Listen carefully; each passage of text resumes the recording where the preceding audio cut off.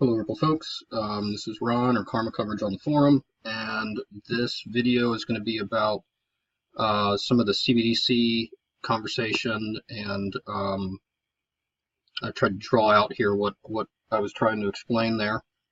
So what's going on here in this picture? Basically, we've got a domestic economy. We've got the Fed up here. We've got your commercial banks over here. Citizens down below, and what I think we're seeing with Uphold and the idea of new narrow banks or MSBs and the exchanges over here.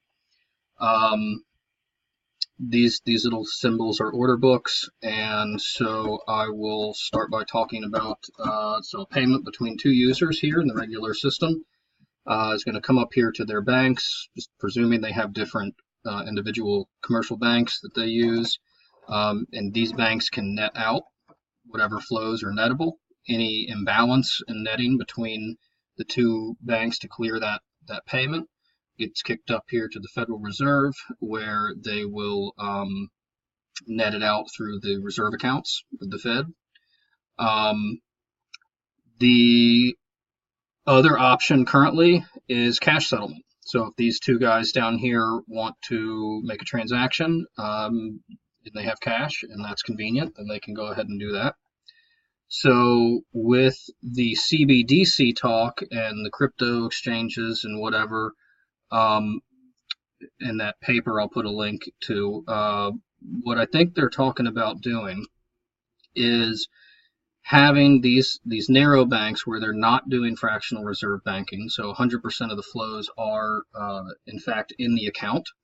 That means that if two guys down here want to make a transaction, these banks, they can do any netting, but they really don't do netting because they're all fully collateralized cash positions. The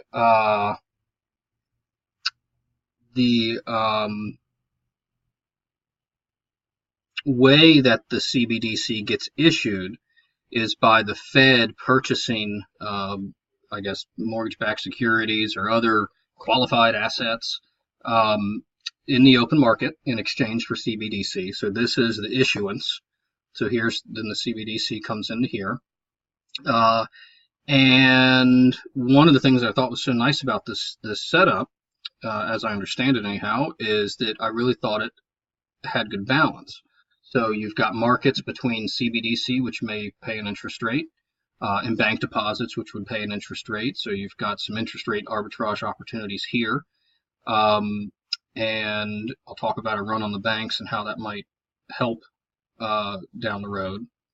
And then down here, and this would be like an institutional level market, down here you've got maybe more retail markets. So you've got bank deposits to cash CBDC.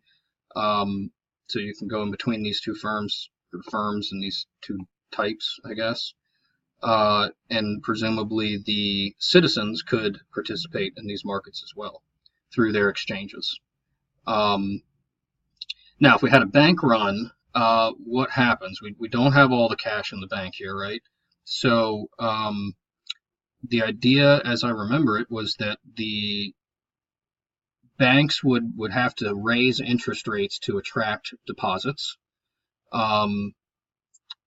Versus CBDC. So as the spread blows out between the high increasing bank deposit interest rate, and let's just pretend the CBDC interest rate is fixed at 2, as that spread blows out, eventually it's going to become worth the risk to hold bank deposits.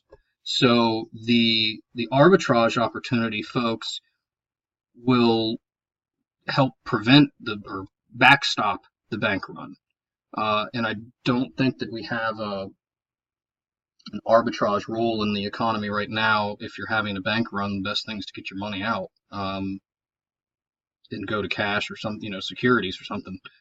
So rather short video. I hope that helps. Now, this is a domestic economy. I started making one of these here to say, well, okay, if these are domestic, what does the world look like in an XRP ledger or RippleNet situation? So these are tended to be your domestic economy that I was just looking at. You've got your MSBs and exchanges and your banks. And so you've got your Cbdc and bank debt, and you can have that go internal. Then you have order books for both XRP and bank deposits, as well as XRP and Cbdc for each economy.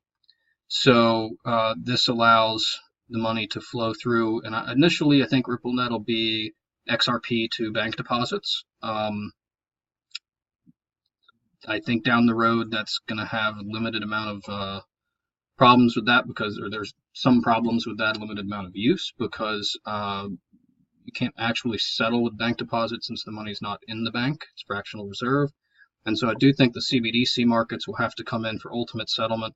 So maybe what ends up happening is you kind of net out what you can through bank deposit XRP markets, and then what can't be netted can actually be settled directly or through the XRP ledger using XRP or something else. So that's it for today.